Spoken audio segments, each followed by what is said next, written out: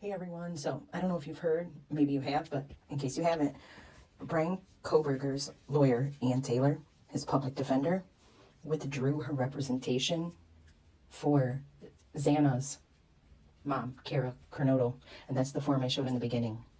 I don't know if it was like common knowledge that she was representing her mom, but out of the two, she drew up the order to request that she continue Bryan Kohberger's case rather than Xana's, and the judge approved it.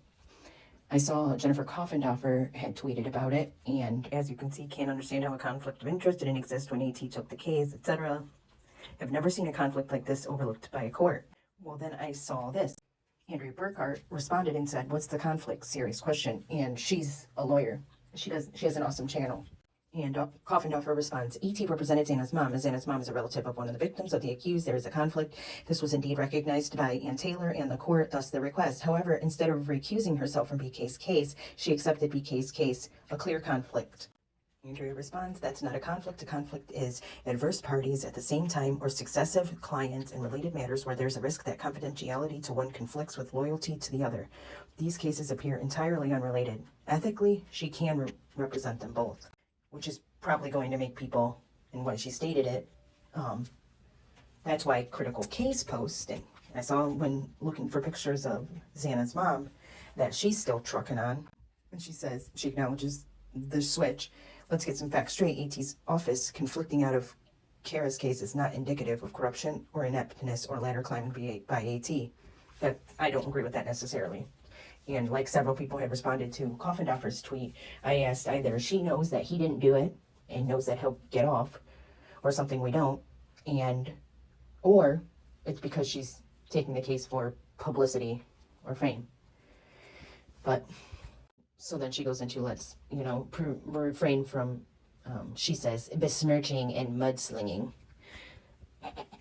Then she says, "Kara Kernodle has a decade-plus history of drug charges, trafficking, and injury to a child." Jesus, that's sad. She has pled guilty too.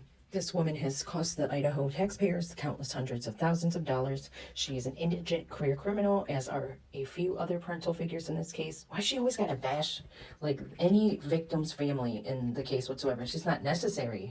And has been assigned public defenders many times in many counties. It's not like she bought and paid for Ann Taylor or her office was apparently assigned to her, and now a change has been made. So Ann, a death penalty qualified PD, can focus on the murders. Kara Kernodle's most recent drug charges will be handled by another local defense attorney. Likely she won't even speak on this so as to not draw attention to her criminal arrest history. As of now, there is no known nexus between Kara's dealing and Bryan Kohberger. This remains to be seen. It could very well all be one big coincidence. That being said, we have ample evidence that the house was a drug party house, and evidence Xana's mother is a distributor. It's hard to ignore. I'm keeping an eye on this, as well as Xana's mom's charges and Maddie's mom's charges. But to clarify, this is no reason to sling mud at Ann Taylor and call for her resignation or recusal from Bryan's case, or to accuse her of ladder climbing and fame chasing or any other such nonsense. She's a public servant and she just says respect, so on and so forth. But okay, so she's saying how inconsequential or uneventful the fact that there was this switch, and then goes on to somewhat play into any conspiracies that are taking place that her drug charges have anything to do with the Idaho 4. So which is it? And the above is the obvious, that she wasn't paid and stuff.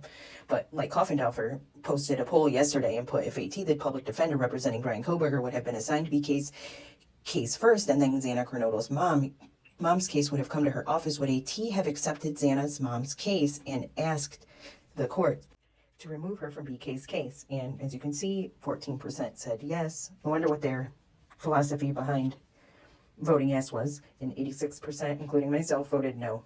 So I just thought that was interesting. And that is true. Ann Taylor is a death penalty equipped public defender. So there's like one other article about her representation of another guy, and a cop giving like a false testimony if you Google or DuckDuckGo her name.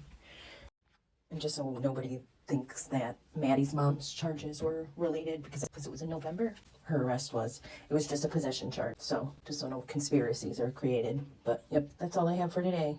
Hope you found it interesting. Praying for all the families. From Bryan's. Everyone has a great day, morning, afternoon, or night. Talk to you soon.